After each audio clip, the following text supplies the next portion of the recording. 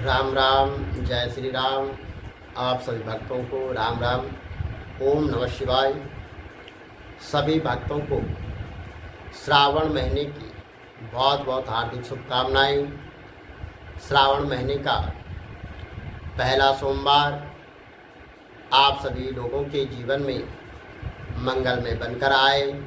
आप सभी लोगों के ऊपर भगवान शंकर की अटूट कृपा जो है हमेशा रहे। भगवान शंकर आप सभी लोगों के मनोरथ पूर्ण करें। भगवान शंकर की कृपा से आपके परिवार, आपके बच्चे, आपका कारोबार सदा जो है फल फूलता रहे। भगवान शंकर की कृपा से आप स्वस्थ रहें, मस्त रहें।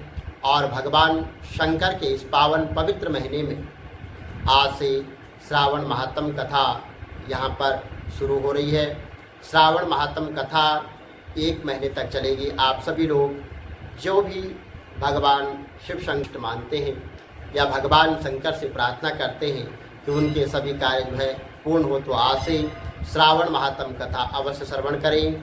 और आज पहला सोमवार व्रत है, तो कुल टोटल जो है इस महीने 5 सोमवार व्रत आएंगे।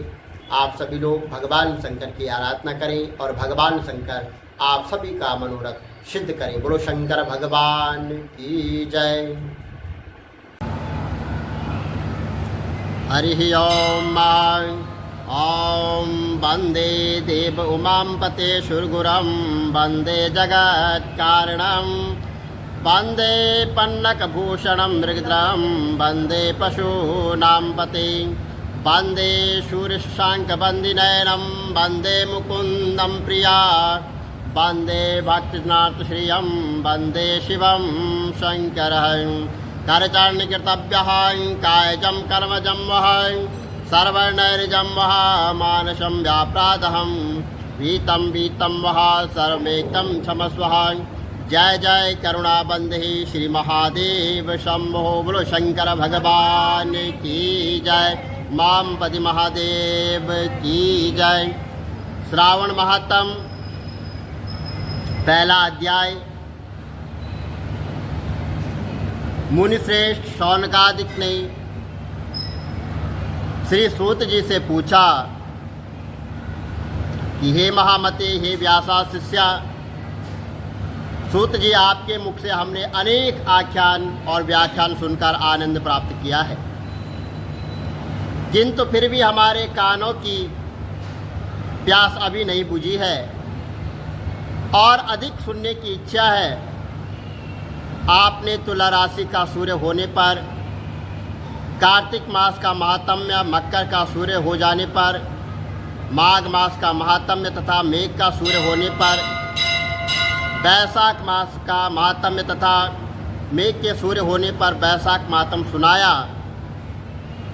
इन मासों में जो गुण धर्म हैं उनको भी आपने अच्छी तरह से हमें समझाया। अब इन मासों में भी उत्तम आपके अनुसार यदि कोई महीना परम पिता परमेश्वर को सदैव धर्म प्रिय हो तो उसे भी विस्तार पूर्वक कहिए। हमारी सुनने की इच्छा है, हमारे मन में उसको सुनने की तीव्र लालसा है। यह सुनकर सूत जी ने बड़े प्रेम और पूर्ण शब्दों में कहा, आप सब मुनिगण ध्यान पूर्वक सुने। मुझे आपको सुनाने में आनंद प्राप्त होता है।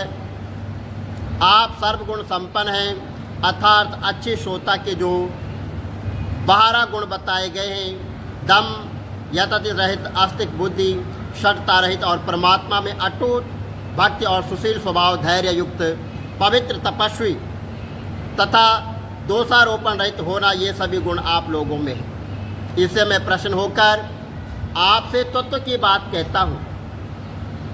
धर्म को जानने की इच्छा से बुद्धिमान सनत कुमार ने भगवान परमेश्वर को दोनों हाथों से नमस्कार कर भक्तिपूर्वक पूछा कि हे देवों के देव महादेव, अनेक योनि के ध्याय चरण कमल आपके अनेक व्रत तथा धर्मों को मैंने सुना है, किंतु इस समय हमारे हृदय में एक ऐसे मास का महात्म्य श्रवण करने की अभिलाषा है जो 12 मासों में सर्वोत्तम, आपको अत्यंत प्रसन्न करने वालों तथा जो सब कर्मों का सिद्धि प्रदाता है।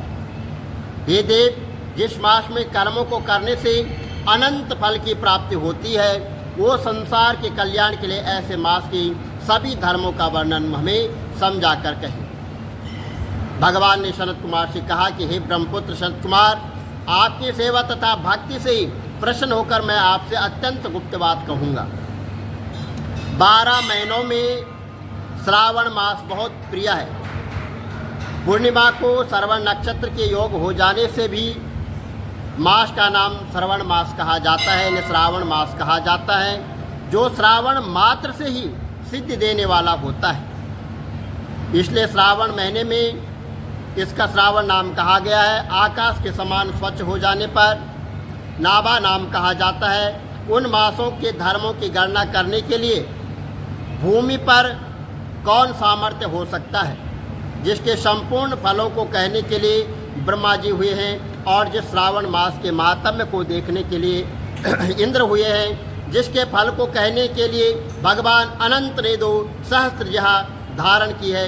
हे मुने, दूसरे मास इस माया की कला को भी नहीं प्राप्त कर सकते हैं। संपूर्ण श्रावण मास धर्म रूप है, व्रत रूप है। इस मास में कोई भी दिन व्रत शून्य नहीं माना जाता है और नहा देखा गया है। यहाँ पर जो कुछ कहता हूँ वह अथर्वाद नहीं है। अतः जिज्ञासु, भक्त, दुखी और विरक्त तथा अर्थ, इन चारों जनों द्वारा अपनी अपनी अभिष्ट सिद्धि हेतु यहाँ श्रावण मास जो है सेवन योग्य है। सनत कुमार बोले कि हे भगवान, आपने अभी कहा है कि इस मास में कोई भी दिन शून्य नहीं है। हे श्रेष्ठ, उसे आप मुझसे विस्तार पूर्वक कहिए कि किस तीर्थ में कौन सा व्रत और वार होता है, और उस व्रत की अधिकारी कौन है तथा फल विधि क्या है, देवता तथा वह पूजक कौन है, पूजन उद्यापन विधि उसकी क्या है। आप सब मुझे जो है विस्तार पूर्वक समझाइए। ये प्रभु, आप मुझ पे कृपा करके आपको श्रावण मास कैसे प्रिय हुआ, इससे पवित्र किस कारण से कहा गया है, इस मास का अवतार उत्तम माना गया है, इस मास में कौन सा अनुष्ठान करने योग्य समझा गया है। हे प्रभु, हे दयालु, आप यहाँ सब प्राणियों के उदार्थ मुझसे कहिए। रविवार, सोमवार, मंगल, बुध, बृहस्पति, शुक्र तथा शनिवार को जो व्रत किए जाते हैं, कृपा करके मुझसे आप कहिए। आपके आदिकरण और अंत्य देव भी कहे जाते हैं। अन्य देवता आपसे छोटे होने के कारण आप महादेव कहा जाते हैं। पीपल के वृक्ष में ब्रह्मा, विष्णु तथा शिव तीनों देवों का निवास होता है, उसमें भी आपका निवास सबसे ऊपर और ऊंचा कहा गया है। आप कल्याण रूप से शिव माने जाते हैं। पाप नाशक होने पर आप हर माने गए हैं। आदिदेव होने से आप श्वेत वर्ण हैं। शुक्ल वर्ण के विकार होने से आप वर्ण हैं, उनमें कर्पूर वर्ण के समान हैं, और वर्ण होने से आप आदिदेव हैं।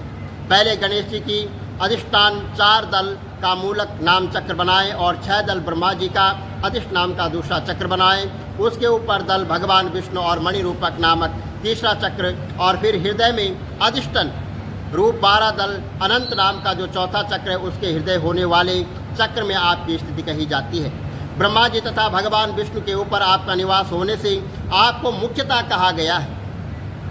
केवल आपके पूजन मात्र से पंचायतन का अर्चन हो जाता है। यह सब अन्य देवताओं में नहीं है। स्वयं आप शिव हैं। आपके वाम भाग में माता पार्वती का निवास है, और गणपति का दक्षिण भाग में सूर्य का नेत्र में भगवान हरि का जल रूप में कहे जाते हैं, और ईशान में जब आप अन्न और जल का भोग करने वाले तथा जो आपकी प्रवीणता में किसी भी संदेह को नहीं हो सकता है, आपका शमशान और पर्वत में निवास है। सब प्राणियों को व्रत की शिक्षा प्रदान कर रहा है, आपका बोधक मंत्र है। उत्तमर्षण संसार को विनाश करने वाला हलाहल विष आपने कंठ में आपने ही ग्रहण किया था। महाप्रलय के लिए कालाग्नि को आपने अपने मस्तक में धारण कर रखा है। इसको धारण करने में आप ही सामर्थ्य हैं। विश्व रूप और कामंद हुए हैं, और गिरने के कारण कामदेव का वध आपने ही किया है। आप ऐसे महान महत्वशाली हैं। आपके यश का वर्णन करना आसान बात नहीं है, बल्कि मैं स्तुति के लिए यदि करोड़ों बार जन्म लेकर भी आपकी स्तुति का वर्णन करना चाहूँ तो भी मैं सामर्थ्य नहीं हो सकता हूँ। हे दया में मेरे प्रश्नों का उत्तर देने की कृपा करें। बोलो शंकर भगवान की जय। श्री कमल नेत्र कटी पीताम्बर आधर मुरली गिरधरम मुकुट कुंडल कर लुट सांवरे राधे वरम श्रीकूल यमुना धेनु आगे सकल गोपियों के मन हरम पीत वस्त्र गरुड़ वाहन चरण शुकनित सागरं करत केल कलोल निस्तिन कुंज भवन उजागरम अजर अमर अडोल निश्चल पुरुषोत्तम अपरापरं दीननाथ दयाल गिरधर कंसेना कुशहनम गलपूल माल विशाल लोचन अधिक सुंदर केशवम वंशीधर वसुदेव चायो वाल चलो हरि वामनम जल डूबते गजरा कलीनो लंका चे जोरा बनम सप्तदीप नव कंड 14 भवन कीनो एक पदम द्रौपदी की लाज राखी कालो उपमा करं दीननाथ दयाल पूरण करुणमय करुणा करम कविदात दास विलास नितिन नाम जप नित नागरम प्रथम गुरु के चरण बंदो यश ज्ञान प्रकाशितम आदि विष्णु जुगादि ब्रह्मा सेवते शिव शंकरम श्री कृष्ण केशव कृष्ण केशव कृष्ण यदुपति केशवम श्री राम रघुवर राम रघुवर राम रघुवर राघवम श्री राम कृष्ण गोविंद माधव वासुदेव श्री वामनम मत्स्य कच मारा नरसिंह पाई रघुपति पावनम मथुरा में केशव ब्राज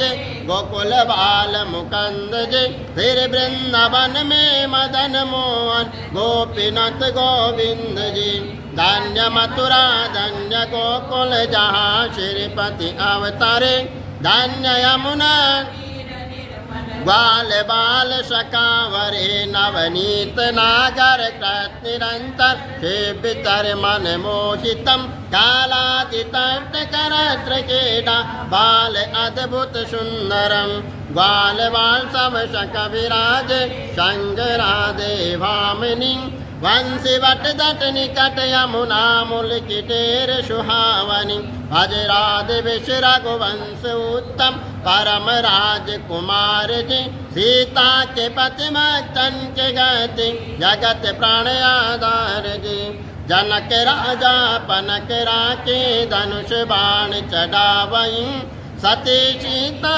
नाम जाके श्री रामचंद्र प्रणामहि जन्म मथुरा केल गोकुल नंद के हृदय नंदनम बाल लील पतित पावन देव की वसुदेवकम श्री कृष्ण कलिमल हरण जाके जो भजे हरि चरण को भक्ति अपनी देव माधव भाव सागर के जगन ऋष स्वामी श्री बद्रीनाथ विशंबरम द्वारिका के नाथ श्रीपति केशवम प्रणावयम श्री कृष्ण अष्टपद पढ़त निष्ठिन विष्णु लोक सगच्छतम श्री गुरु रामानंद अवतार स्वामी कवितात् दास समाप्तवम श्री कमल नेत्र समाप्तवम बोलो शंकर भगवान की जय।